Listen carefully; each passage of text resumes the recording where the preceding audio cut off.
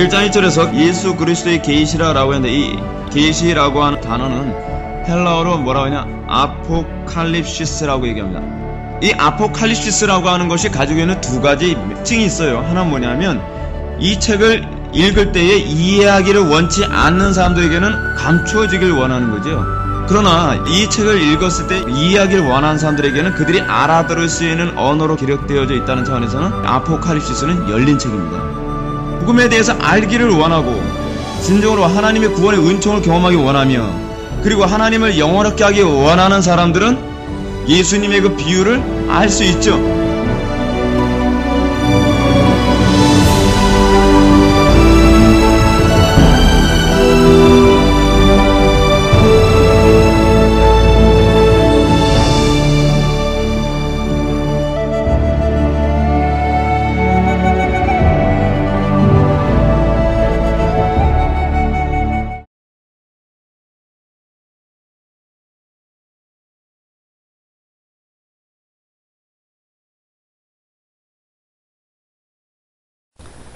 하나님 말씀은 마태복음 6장 13절 말씀, 신약성경 제 성경으로는 8페이지입니다. 마태복음 6장 13절 말씀, 한 절이니까 우리 다 같이 한 목소리로 낭독하셨습니다. 시작.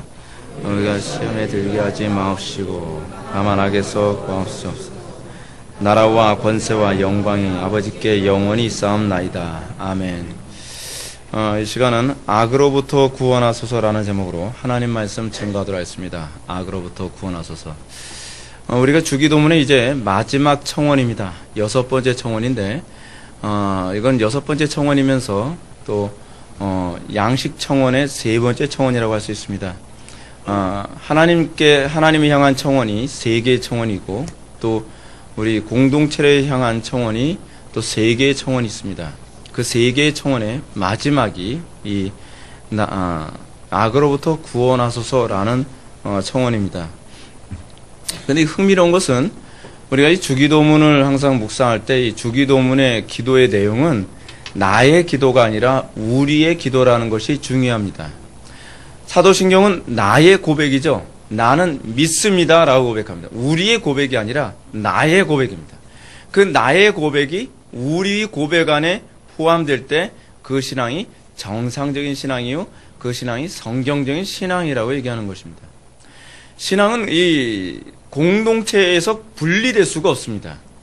예수를 믿는다는 것 그 자체부터가 그리스도와 한 몸됨이라고 하는 것으로부터 시작되기 때문에 나 혼자 신앙생활 잘하는 것은 별로 의미가 없습니다. 나는 신앙생활 잘한다고 생각하는데 다른 공동체 지체들과 융화가 되지 않는다. 뭐죠? 교통이 일어나지 않는다는 것이죠. 그럼 그것은 자기 열심이지 바른 신앙은 아니라는 것입니다. 기독교 신앙은 내 열심이 공동체 전체의 열심과 어떻게 융화되느냐에 항상 관심을 갖습니다. 그래서 주기도문은 나의 신앙이 반드시 우리에 대한 사랑에 관심을 갖느냐에 대해서 질문을 던집니다. 예수를 믿으면서 가장 첫 번째로 나타나는 증상이 무엇이냐면 내가 우리에게 관심을 갖기 시작한다는 것입니다. 어떤 사람은 예수를 믿는데 여전히 내 신앙 하나밖에 관심이 없습니다. 내가 예수를 믿었다고 하는데, 내가 정말 예수 잘 믿는다고 하는데, 그리고 좋은 설교를 많이 찾아다니고, 그리고 정말 열심히 성경 공부를 하고 열심히 기도도 많이 한다고 하는데 공동체에 들어오려고 하질 않아요. 요즘 한국교회 교인들에게 이런 모습 많지 않습니까? 떠돌이 신자예요. 그러면서 자기는 신앙이 좋대요. 서울의 어떤 교회의 성도들이라고 좀 얘기해야 되는지도 모르겠지만 그분들은 그냥 인터넷 대형 화면으로 TV로 설교를 시청을 하고, 그분들은 공동체 모임에 관심을 갖지 않고 헌금을 하고서 자기의 종교적 의무는 다 했다 생각하면서 집으로 돌아가요. 여러분, 이건요 신앙이 아니에요. 신앙은 여러분들이 예배에 참석했기 때문에 신앙이라고 생각하지 마십시오. 내가 어떤 종교적인 의무에 충실하기 때문에 내가 신앙일 거라고 생각하지 마십시오. 지금 미국 교회가 왜 무너졌는지 아십니까? 미국 교회는 종교적 의무만 수행하면 이것이 신앙이라고 생각을 하고 있어요. 그래서 그 사람들은 교회는 나가지 않지만, 특정한 어떤 교회에 자기가 소속되어 있지 않지만 뭐래요? 11조를 바치거든요. 꼬박꼬박 11조 바쳐요. 그러면서 당신의 종교는 무엇입니까? 그럼 나는 크리스찬입니다. 라고 얘기해요. 여러분, 크리스찬이라고 하는 기준이 그렇게 얄팍하지가 않습니다. 우리가 참된 크리스찬이기 위해서 교회라고 하는 존재는 그리스도와 한 몸을 이루게 되면서 교회가 됐다는 것을 기억해야만 합니다. 내가 그 몸의 일체가 됐다는 것을 인식하지 못한다고 한다면 아직 그 사람은 교회가 되지 않은 거예요. 그 몸의 일체가 되었다는 것은 우리를 사랑하기 시작했다는 거예요. 우리라고 했을 때 우리 교회만을 얘기하는 우리가 아니죠.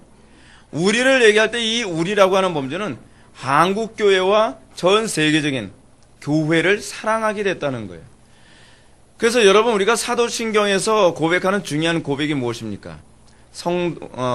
거룩한 공교회를 믿사오며, 거룩한 공교회를 믿는다는 얘기가 무슨 얘기죠?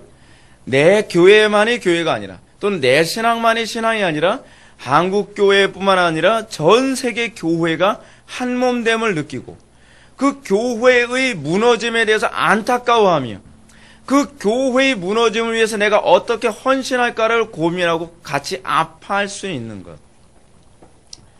그것이 그리스도인이에요. 옆에서 교회가 타락하고 무너지고 있어도 그 교회 무너져서 우리 교회 교인 숫자 늘어났으니까 할렐루야. 그건 신앙이 아니에요. 어떻게 무너져가는 이 한국교회를 우리가 섬길 수 있을까를 고민해야죠. 이게 거룩한 공교회를 믿는다는 거예요. 그 마음이 우리 청원이라고 하는 이 기도를 가능하게 만듭니다. 우리 청원의 세 가지가 뭐였죠? 우리에게 일용할 양식을 주옵시고. 여기서 중요한 건 오늘 우리에게 일용할 양식을 주옵시고인데, 오늘과 일용할 에피우지온, 하루분의 양식. 근데 하루분의 그 양식이 뭐라 그랬어요? 재물의 개념이기보다는 나만 하나님의 말씀으로 충만하여 삶은 그만이 아니라 다른 지체들도 하나님의 말씀을 양식으로 삼는다는 것은 두 가지 의미가 있어요. 하나는 생존이고 영적 생존을 의미하는 것이고, 또 하나는 영적 성숙을 의미하는 것. 양식은 생존만을 주는 것이 아니라 성장도 하게 만들어요. 그래서 내 신앙 하나 유지하면 그것으로 끝나는 것이 아니라 다른 연약한 지체들의 믿음이 성장하고 성숙될 수 있도록, 그리고 굶주리지 않도록 그들을 위해서 기도하는 것. 그리고 두 번째가 뭐죠? 우리에게 죄 지은 자를 사하여 주는 것. 공동체 안에 이 죄를 위해서 우리가 서로 기도해 줄 수 있는 것. 나의 죄만을 위해서가 아니라 공동체 안에 이 죄가 확산되지 않도록 기도하는 것. 그리고 세 번째가 바로 이것입니다. 악으로부터 구원하시옵소서라고 하는 것입니다. 근데 이 악으로부터 구원하신다는 부분을 잘 보시죠. 여기서 또 둘로 딱 나눠집니다. 근데 둘이 나눠지는데 서로 하나의 맥락적 그 연결성이 있어요. 우리를 시험에 들게 하지 마옵시고. 그래서 시험이라고 하는 부분은 테스트가 아니라 템테이션입니다. 템테이션. 헬라어로도 뭐라고 되냐면 페이라스모스라고 해서, 페이라스모스라고 하는 단어는 영어로 번역하면 템테이션이에요. 유혹이에요. 유혹. 첫 번째로 우리 공동체를 위해서 기도할 때에, 지체들을 위해서 기도할 때에 우리는 어떤 기도를 해야 되느냐? 우리가 시험에 들지 않도록, 유혹에 빠지지 않도록 힘써야 된다는 거예요. 여러분, 이 얘기는 무슨 얘기냐면 하나님 어떤 지체 유혹에 빠지지 않게 해주세요 라고 하는 것만이 아니라 내가 다른 사람에게 유혹의 대상이 되지 않도록 해주세요 라는 것을 포함하고 있는 거예요. 실족시키지 말라는 것이죠. 우리는 다른 지체들을 실족시키지 않도록 기도해야 돼요.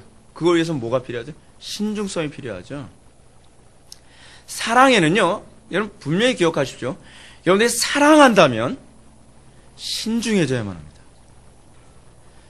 여러분, 자녀들을 사랑한다면 자녀들을 어떻게 양육하죠? 대충 양육하지 않죠. 요즘 부모들이 사랑이 없다고 제가 생각하는 이유가 뭐냐면 자녀들에 대한 신중성이 없어요. 자녀들을 키우는데 이것이 독이 되는지 약이 되는지 신중하게 고민해서 자녀들에게 제공을 해야 되는데 그냥 내 편리에 따라서 대충 키우는 거예요. 여러분, 그거는 사랑이 아니에요. 여러분, 보십시오. 짐승들도, 애완동물도 그렇게 안 키워요. 자기가 애지중지하는 애완동물조차도요, 이거 먹으면 돼요? 안 돼요? 그런 거 따져가면서. 요즘에 여러분, 애견센터 앞을 지나갔더니 애견센터에 뭘 파냐면, DHA 들어간 밥도 나와요. 그리고 애견센터에 보니까요, 개들한테 주는 영양식으로 여러분, 알카리성 이온 물도 나오는 거 아십니까? 개들의 건강을 위해서 알카리성 이온 물도 나와요. 사람도 못 먹는데. 사람도 그냥 수돗물 끓여서 먹는데, 개들한테 알카리성 이온 물 타주면서 건강에 커야 된다고. 신중함. 얼마나 신중하지. 그러면 개가 또 똑똑해지면 뭐 하겠어요? DHA 들어간 거 들어왔을, 그걸 개한테 왜 줘요? 자기는 좀 똑똑해지라 그래요. 여러분, 우리나라 지금 정말 심각합니다. 심각해요. 짐승한테 이렇게 신중해요. 근데 여러분, 문제가 무엇이냐면, 공동체 안에서 일어나는 수많은 죄악들이 다 어디서 나오는 것이냐면, 형제들에 대해서 우리가 신중하지 못하면서 주로 나온다는 거 아십니까? 하나님께서 우리에게 경고하신 그 경고를 우리의 마음에 새기고, 우리가 공동체 안에서 범죄하지 않는 신중함을 범했을 때, 여러분, 공동체가 사랑으로 충만해지는 거예요. 여러분, 마지막 때에 사랑이 식어지는 이유가 어디 있다 그랬죠? 불법이 성행함으로. 여러분, 불법을 계속 유발하는 상태에서는 사랑이 생겨날 재간이 없습니다. 서로가 신중하게 서로를 위해서 배려하고, 행동 하나하나, 말 한마디 한마디, 지체들이 실족하지 않도록, 실족이라는 단어가 무슨 단어라 했죠? 이게 헬라어 원문이요? 다른 사람에게 범죄를 유발할 원인을 제공하지 않는다는 거예요. 그래서 여러분, 우리 공동체에서 이제 내년에는 이제 그런 것도 할 건데, 안내위원 중에서 안내위원을 한 명을 이제 배정해줘서 그분이 이제 옷차림까지 이제 단속을 하게 될 거예요. 미니스커트 이제 못 들어와요. 미니스커트. 막 이렇게, 노출 심한 옷. 우리 교회는 그런 게 없지만, 가슴 파인 옷 같은 거. 예를 들어서 새신자들이 그런 사람도 올 수 있잖아요? 그런 거 막는 거예요. 미국의 경건한 교회들은 그렇게 해서 공동체를 유지하는 거예요. 저는 개인적으로 그렇게 생각을 해요. 저는 목회를 하는 상태에서, 저는 1차적으로 저에게 목양되어지도록 주어진 양들을 보호하는 것이 담임 목사로서의 1차적 의무라고 저는 생각이 들어요. 외부에서 우리 교회에 참여하는 사람이, 이게 이 모양이야. 기분 나빠. 안 나올 거야. 전 그거 신경 안 써요. 1차적으로 우리 공동체 지체들이 경건하고 순결하고 그리고 죄를 범하지 않도록, 유혹에 빠지지 않도록 지켜내야 될 의무가 저한테 있다고 생각해요. 그게 저는 목사라고 좀 믿어요. 목사의 직분에 해야 될 일이라고 저는 생각이 들어요. 그래서 공동체 안에서는 우리는 말과 행동으로 말미암아 공동체의 다른 지체가 죄의 유혹에 빠지지 않도록 우리는 신중해야만 합니다. 여러분, 공동체 안에서 어떤 죄가 자꾸 유발되면 자꾸 사랑이 식어요. 기도만 한다고 사랑이 생기는 게 아니에요. 여러분, 공동체 안에 죄가 유발되는데 그것을 상대방이 싫어하기 때문에 그 죄를 방치해놓을 수도 없는 것 아닙니까? 여러분, 제가 이제 목회를 하면서 느끼는 건데 무엇이냐면, 공동체에 자꾸 죄를 유발하는 사람들은요, 공동체에 사랑이 없다라고 자꾸 정의를 내려요. 공동체에 사랑이 없는 게 아니에요. 자기가 신중하게 죄를 점검을 안 해서 그러는 거예요. 그러니까 그 죄가 다른 사람에게 확산시키지 않도록 하는 것도 목회적 의무거든요. 목회자의 의무. 그래서 그 죄가 확산되지 않도록 경고를 하면 뭐라 그러죠? 이건 사랑이 없더라. 여러분, 사랑을 그런 식으로 측정하지 마십시오. 사랑은 그런 게 아니에요. 죄를 관용해 주는 것이 사랑이 아니에요. 그래서 우리는 내가 더 신중해질 수 있도록 기도해야만 합니다. 나의 말과 나의 특정한 어떤 행동이 또는 나의 어떤 옷차림이나 나의 어떤 이 습관이 다른 지체들로 하여금 죄를 범하지 않도록 해 주십시오. 우리 이 기도를 해야 돼요. 이게 주기도문에서 우리에게 요구하는 바예요. 주기도문 굉장히 치밀합니다. 그 또 하나 무엇이냐면 시험에 들지 않게 하옵시고와 관련하여, 그러면 시험에 들지 않도록 하기 위해 우리는 무엇을 해야 되느냐? 어떤 기도를 해야 되느냐? 다만 악에서 구하시옵소서라고 얘기합니다. 그래서 악이라고 하는 단어가 이 정관사가 붙어 있어요. 정관사 붙어서 호포네로스라고 하는 단어를 사용합니다. 그 악이라고 했을 때 이게 그 악한 자인가, 특정한 어떤 악인가라고 하는 신학적인 문제가 되는데, 대부분의 신학자들은 이건 그 악한 자라고 얘기해요. 그 악한 자라고 하는 것은 특정한 어떤 악을 행하는 사람을 얘기하는 것이 아니라 악을 유발하게 만드는 사단을 얘기하는 거예요. 그럼 우리는 어떤 기도를 해야 되느냐? 사단의 유혹에 의하여 내가 사단에게 의해서 조종당하고 사단에게 이용당하는 그런 시험을 유발하는 행동을 하지 않도록 기도해야 된다는 거예요. 여러분, 죄는요, 사단이 독자적으로 죄를 공동체에 유발하지 않습니다. 공동체 안에 죄가 들어오는 방식은 뭐냐 하면, 사단이 특정한 사람이란 어떤 사람이냐 하면, 사단의 공격에 쉽게 무너질 만큼 이 무기력한 사람을 두고 하는 소리예요. 어떤 사람이죠? 긴장하지 않은 사람이죠. 무장되지 않은 사람이죠. 그래서 여러분, 느슨한 게 위험한 거예요. 느슨하면 사단에게 다른 사람들이 시험에 들도록 그 유발시키는 도구로 사용되어진다는 거예요. 공동체 안에는 두 종류의 사람이 있습니다. 성령에 붙잡혀서 복의 근원으로 사는 사람, 성령에 붙들려서 다른 사람에게 신앙적인 영적으로 유익을 주는 사람이 있는가 하면, 영적으로 항상 느슨하고 영적으로 깨어있지 않아서 사단에게 수단이 항상 도구가 돼가지고 그 사람을 통해서 항상 분란이 일어나고 그 사람을 통해서 다른 사람이 죄를 범하게 만드는 원인이 자꾸 발생을 해요. 여러분, 이거 굉장히 심각한 문제입니다.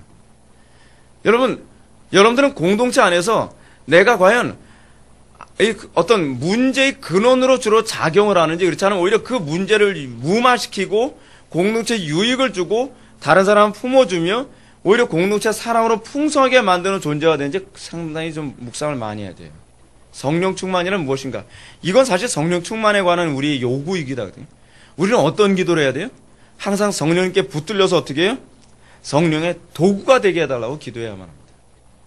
공동체 각 지체들은 이 공동체를 힘들게 만드는 존재가 아니라 공동체에 유익이 되는 존재, 공동체에 탄력을 주는 존재, 공동체의 다른 지체에게 시험이 들게 하는 것이 아니라 힘이 되는 존재가 돼야 돼요. 오늘 세 번째 청원은 우리들에게 그것을 요구하고 있습니다. 전체를 따서 6번째 청원이죠. 우리가 악으로부터, 악한 자로부터, 사단의 공격으로부터 우리를 보호하여 주소서. 우리가 그것의 유혹에 빠져서 다른 지체들을 실족시키지 않는 존재가 되게 해 주옵소서. 그래서 뭐가 필요하죠? 거룩이 필요하죠. 그래서 뭐가 필요하죠? 분별력이 필요하죠. 그러기 위해서 뭐가 필요하죠? 절제가 필요하죠. 그래서 뭐가 필요하죠? 신중함이 필요하죠. 지혜가 필요하죠. 사랑이 필요하죠. 우리는 이 청원 하나만 하더라도 엄청나게 많은 기도 제목이 쏟아져 나옵니다. 사랑하는 성도 여러분, 공동체에 수많은 죄악이 유발되는 것, 그리고 공동체 안에서 사단의 도구로 사람들이 쓰임받게 되는 것, 거기에는 우리가 지혜가 부족해서, 분별력이 부족해서 내가 죄악의 악한 자의 사단에게 도구로 쓰임받고 있다는 것을 스스로도 생각하지 못하는 경우가 얼마나 많은지 모릅니다. 공동체 안에 분쟁이 일어나는 수많은 이유들은 다 어디에 있냐면, 난 나름대로 옳게 행동하고 있다는 것과 그렇지 않다고 판단되어지는 두 가지 판단의 대립에서 교회가 분쟁이 일어납니다. 우리가 이 분별력은 마지막 때가 될수록 더욱더 필요로 합니다. 여러분, 사랑만을 가지고서 공동체가 사랑이 풍성해지지 않습니다. 그 안에 분별력과 신중함과 조심성과 지혜가 다 필요합니다.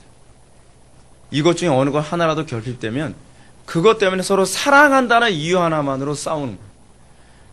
서로 공동체 사랑한다고 싸우는 거예요. 나도 하나님의 영광을 위해서 하는 것이라고 싸우는 거예요. 대부분 교회가 분열이 일어나고 싸움이 일어나고 시험에 드는 이유가 무엇이냐면 다 나름대로 사랑한다고, 교회를 사랑하고 하나님을 사랑한다는 명분 하에 다 싸움이 일어나는 거예요. 거기에 뭐가 결핍이 됐죠? 신중함이 결핍되었고, 지혜가 결핍되었고, 그리고 잘못된 습관을 제어할 줄 아는 절제력이 사실은 결핍되어 있는 거예요. 사랑하는 성도 여러분, 마지막 때가 갈수록 점점 이 문제는 점점 커집니다. 나리아스 사단은요, 더 교묘한 방법으로 교회를 유혹하고 성도들을 하여금 혼란스럽게 만듭니다. 요즘 신학적으로 정의를 내려야 되는 부분도 점점 방대해지고 점점 혼란스러워져요. 제가 여러분한테 그런 말씀 드렸죠. 인간의 과학기술이 점점 발달하다 보니까 인간이 로봇에게 뇌를 이식시킬 수 있는 기능이, 그걸 연구하고 있어요. 죽어가는 사람의 뇌를 떼다가 그 로봇에게 뇌를 이식을 시키면 이걸 사람이라고 해야 됩니까? 로봇이라고 해야 됩니까? 이런 문제가 생기죠. 영혼이 있다고 봐야 됩니까? 없다고 봐야 됩니까? 이런 문제가 생겨요. 여러분, 그런 부분에서 많은 또 싸움이 생기고 분쟁이 일어나게 될 거예요. 항상 어디서 생기는지 아세요? 그 문제에 대해서 신중하게 다루지 않고 이 가볍게 대충대충 다루려고 하는 사람들에 의해서 문제가 생겨요. 오늘날도 교회 안에서 자살에 관한 문제도 왜 자꾸 심각해지죠? 이거를 피상적으로 다루고 가볍게 다루려고 하는, 신중하지 않게 다루려고 하는 것 때문에 공동체가 또 분열되어지고 다툼이 생기는 거예요. 사랑하는 성도 여러분, 기도 많이 하십시오. 사랑은 거저 생기지 않습니다. 사랑은요, 정말 신중해야 생기는 것이고, 사랑은요, 정말 지혜로워야 생기는 것입니다. 마지막 때 갈수록 저는 정말 걱정하는 건 뭐냐면, 성경 말씀 그대로 마지막 때에 불법이 성행함으로 사랑이 식어지리라라고 하는 이 말씀 읽을 때마다 저 솔직히 자신이 없어요. 별합을 불법이 다 들어올 텐데요. 죄가 아니라고 생각. 요즘 여러분 몇 년 전까만 하더라도 불륜인 죄였는데 이제는 불륜이 합법화돼 버렸잖아요. 교회에서만 죄라 그러는 거예요. 그걸 죄라고 왜 정죄하냐 그러죠. 생각해 보십시오. 이젠 동성애도 이걸 죄라고 얘기할 수 없는 상황이 돼 버려요. 그럼 여러분, 교회 안에 사랑이 안 식어질 재간이 있겠습니까? 불법이 들어오면 나타나는 현상이 두 가지가 있어요. 하나는 사랑이 식어지는 거고요. 또 하나는 뭐가 식어진지 아십니까? 혼란이 와요. 죄가 들어오면 나타나는 특징이 항상 카오스거든요. 혼돈이 와요. 왜 그런지 아세요? 죄가 들어오면 합리화가 생기기 때문에 그래요. 자기가 이게 죄가 아니라고 자꾸 합리화해요. 그러면 이 합리화 때문에 이렇게 들으면 그 말이 옳은 것 같고 저 말 들으면 저 말이 옳은 것 같죠. 그것 때문에 공동체에서 다툼이 생겨요.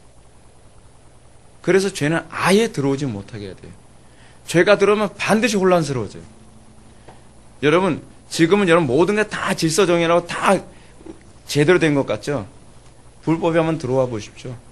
불법이 한번 딱 들어오면 그 문제에 대한 해석이 다 달라지기 시작합니다. 그게 바로 죄가 가지고 있는 특징입니다. 무조건 우리는요, 죄와 구분된 그런 삶을 살아야만 합니다. 마지막으로 나라와 권세와 영광이 아버지께 영원히 있사옵나이다. 아멘이라고 하는 부분이 나오는데, 이 부분은 뭐 길게 다룰 필요가 없습니다. 송영입니다. 송영. 송영이라는 것이 뭐냐면 시편에서 이제 흔히 나오는 개념인데, 시편의 맨 마지막 부분을 장식할 때 이 송영이라는 게 나오지 않습니까? 일종의 찬송이에요. 찬송. 근데 이것은요, 왜 이 송영이 나오냐면, 가로가 이제 브레이크가 되는데, 가로가 나온 이유가 무엇이냐면, 어떤 사본에는 있고 어떤 사본에는 없기 때문에 그래요. 그래서 이거 가로로 해놨는데 이거 굉장한 의미가 있습니다. 어떤 의미가 있냐면, 바르게 기도했을 때는 우리의 기도가 항상 어떤 결과로 끝나냐면 감사로 끝나고 그리고 찬송으로 끝난다는 거예요. 여러분, 기도를 하고 나서도 한숨으로 시작해서 한숨으로 끝나는 사람 있죠. 그 기도가 잘못된 거예요. 그건 제대로 기도한 게 아니에요. 성령 안에서 기도한 것도 아니고 하나님의 뜻대로 기도한 것이 아닐 경우에 나타나는 것이다 라고 하는 것을 우리에게 비춰주는 겁니다. 우리가 성령 안에서 우리가 바르게 기도했을 때, 아버지의 뜻대로 바르게 기도했을 때 우리는 뭐로 시작하냐 하면 한숨으로 시작했어도 찬송으로 끝나게 돼 있어요. 절망으로 시작했어도 소망으로 끝나게 돼 있어요. 낙심으로 시작했어도 어떻게 해요? 기쁨으로 끝나게 되어 있어요. 이 성령은 우리들에게 그것을 얘기해 주고 있습니다. 왜요? 나라와 권세와 영광이 아버지께 영원히 있사옵나이다 라고 하는 것이 내 마음에 믿어지기 때문에 그렇습니다. 기도가 가지고 있는 아주 중요한 특징을 여기서 얘기해 주고 있는데 그것이 뭐냐면 기도는 우리의 믿음을 강화시킨다는 것입니다. 기도를 했는데 여러분들 믿음이 하나도 강화가 안 됐어요? 기도를 했는데 여러분 소망이 안 생겨요? 기도를 했는데 여러분은 낙심이 돼요? 기도를 했는데도 여러분 기쁨이 없어요? 그거는 기도를 잘못한 거죠. 기도는요, 하나님의 통치에 대한 확신으로 끝나는 것이 정상적인 기도라는 것을 예수님께서 우리들에게 가르쳐 주고 계신 것입니다. 사랑하는 성도 여러분, 이 마지막 때에 솔라 스크립투라, 말씀 굉장히 중요합니다. 그건 사실입니다. 그러나 말씀 못지않게 중요한 것이 있습니다. 기도를 바르게 하는 것입니다. 성경은요, 우리에게 뭘 얘기하는지 아십니까? 마지막 때에 미혹이 굉장히 심하게 될 것이고 환란이 굉장히 심하게 될 것이라는 것을 경고하고 나서 그러니까 열심히 성경 공부하라 그렇게 얘기하고 있질 않아요. 항상 마지막 때의 환란에 대한 경고 다음에 오는 것은 뭐냐 하면 기도에 전혀 힘쓰라는 거예요. 기도하지 않고 여러분들 믿음을 지킬 수 있는 방법은 없어요. 이건 분명히 기억하십시오. 기도하지 않고 성경 공부만 많이 하면 된다? 그래도 난 성경 공부 많이 했으니까 기도가 좀 부족해도 괜찮겠지? 그런 거 없어요. 그리고 기도를 많이 했다는 것만이 능사가 아니에요. 바르게 기도해야 돼요. 지금은 어느 때보다도 여러분 바르게 기도하려고 애를 쓰십시오. 맨날 되지도 않는 기도 가지고 제발 좀 하지 마세요. 기도하면서 아무것도 변하질 않아요. 기도하면서도 여전히 옛적 삶을 계속 똑같이 살아가고 있어요. 그것 때문에 여러분 더 강팍해진다는 거 아십니까? 왜 강팍해지는지 아세요? 내가 기도했다는 것이 하나의 의의가 돼요. 그래서 자기에게 문제가 없다고 생각하는 거예요. 아니 기도했는데 열매가 없잖아요. 변화가 없잖아요. 감사가 없잖아요. 근데 기도했다는 거 가지고서 왜 그거 가지고 스스로 만족해 합니까? 그게 하나님께서 제일 혐오스러워하는 거거든요. 왜냐하면 그게 바리새인의 기도이기 때문에 그래요. 그들은 이미 자기 상을 받았어요. 그래서 더 강팍해졌어요. 기도를 정상적으로 하면요, 더 마음이 부드러워져야 돼요. 기도를 정상적으로 하면요, 믿음이 더 강화되어져야 돼요. 믿음이 강화되어졌다는 얘기는 무슨 얘기냐면 그리스도와 연합됐다는 얘기예요. 그리스도의 성품이 나오게 되어 있고 더욱더 주님을 닮게 되어 있다는 얘기예요. 그게 바로 믿음이 강화됐다는 얘기거든요. 근데 기도를 했는데 아무것도 달라지는 게 없다? 이거는 여러분들 기도를 점검을 안 해서 그래요. 제발 기도 생활에 신중해지시고 내 기도가 정말 성경적으로 바르게 기도하고 있으며 성경적으로 열매가 나타나고 있는지를 좀 고민 좀 하세요. 나중에 후회하지 마시고요. 기도는요, 평안할 때 훈련되어져야 고난의 때에 제대로 기도할 수 있는 힘이 나옵니다. 평안할 때 기도를 제대로 하지 않은 사람은요, 고난의 때에 어떤 현상이 나타나냐, 한숨만 세다가 모든 죄악과 다 타협해버리고 맙니다. 배도하고 만다는 얘기예요. 지금 우리가 배도를 거론해야 될 만큼 심각한 시대에 살고 있어요. 그런데도 여러분 아직까지도 안일하게 기도하는 사람들 보면 제가 정말 억장이 무너져요. 억장이. 속이 자글자글 탑니다. 저는요. 어떻게 살려고 저렇게 기도 생활을 계속 하나. 그렇지 않아요, 여러분? 이 마지막 때 살아가면서 주기도문 이 강의가 벌써 끝났습니다. 여러분이 바르게 기도하는 것, 그냥 어떤 이론만 들었다고 그거로 끝내지 마십시오. 마지막에 한 가지만 더 말씀드리고 제가 설교를 마칠게요. 그 칼빈의 기독교 강해를 보면 제 1권이 크게 둘로 나눠지죠. 하나님을 아는 지식과 자기를 아는 지식으로 나눠지죠. 근데 하나님을 아는 지식과 하나님에 대해 아는 지식은 별개 문제로 제가 여러분한테 말씀드리지 않았습니까? 하나님에 대해서 아는 지식은 자기를 아는 지식으로 절대로 가지 않습니다. 이론적으로만 하나님을 아는 사람들은요, 굉장히 교만하고 굉장히 강팍합니다. 왜냐하면 자기가 됐다고 생각하니까요. 근데 하나님을 아는 지식, 정말 그 지식이 그 지식대로 살기 위해, 그 가르침대로 살기 위해 날마다 삶 속에서 부딪히고 몸부림치고 그 말씀대로 살지 못하는 것 때문에 주저앉아 가면서 날마다 하나님께 매달리고 기도하면서 그 하나님을 아는 지식을 아는 지식에 부합하여 살아가려고 하는 사람들은 반드시 자기를 아는 지식으로 연결됩니다. 왜냐하면 하나님을 아는 지식 때문에 씨름한 사람은요, 내가 얼마나 심각한 존재인지를 아는 지식으로 반드시 연결되기 때문에 그래요. 이 지식은 그냥 조직신학적으로 편의상 구분해 놨지만 실제로는 구분이 안 되는 지식이에요. 왜냐하면 우리는 하나님의 형상으로 창조됐기 때문이죠. 여러분들 날마다 말씀과 씨름하십시오. 그냥 책으로 씨름하라는 얘기가 아니라 삶으로 씨름하라는 겁니다. 그 말씀을 안 살아주면 어쩔 수 없어 소리 좀 하지 마세요. 그것 때문에 더 강팍해지는 거예요. 그 말씀을 안 살아주면 왜 안 살아지는지 원인을 찾으십시오. 그러면 여러분들이 정말 예수를 믿는 그 기쁨과 즐거움을 알게 될 것입니다.